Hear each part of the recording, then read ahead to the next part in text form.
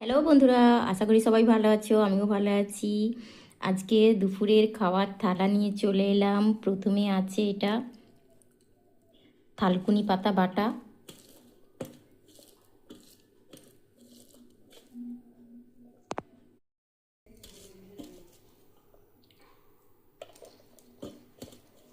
আর থালকুনি পাতা বাটাটা খেতে খুব ভালো লাগে।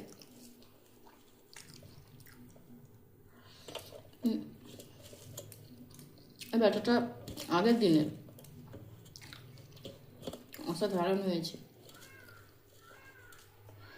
এই থালকুনি পাতা বাটা আগে মা বানাতো শিলে বেটে, এটা মিক্সিতে বেটেছি। আমিও বেটে বানাই, কিন্তু আগের যে সেই স্বাদটা কিন্তু আমি আর পাইনি।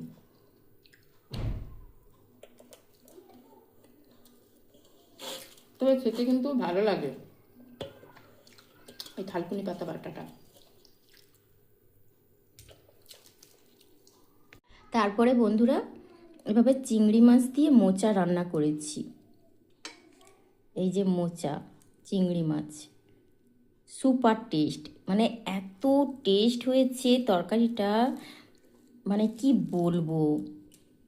এই বড় চিংড়ি মাছই আমি বটিতে কেটে ওই বড়া ভেজেছি, দারুণ হয়েছে, দারুণ। তারপরে বন্ধুরা, এভাবে মাছের মাথা দিয়ে চাল কুমড়োর তরকারি করেছি। এই চাল কুমড়োর তরকারিটা আমার খেতে খুব ভালো লাগে। মাছের মাথা দিয়ে করেছি চাল কুমড়োর তরকারিটা এইরকম।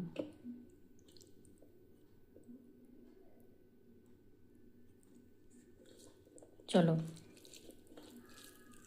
এই গন্ধটা এত সুন্দর উঠেছে, খুব সুন্দর উঠেছে। মাছের মাথা, মানে চাল কুমড়োর থেকে মাছের মাথা বেশি হয়ে গেছে, সব কাঁটা কাঁটা। খেয়ে দেখি। এই যে বড়াটা লাফিয়ে চলে গেল। ওই যে বড়াটা আমি ভেজেছি, সেই বড়াটা দিয়ে আমি ঝোল বানিয়েছি।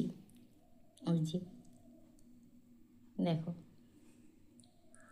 টেস্ট কিন্তু খুব সুন্দর হয়। প্রথমেই চিংড়ি মাছটা মুখে পড়ে গেল।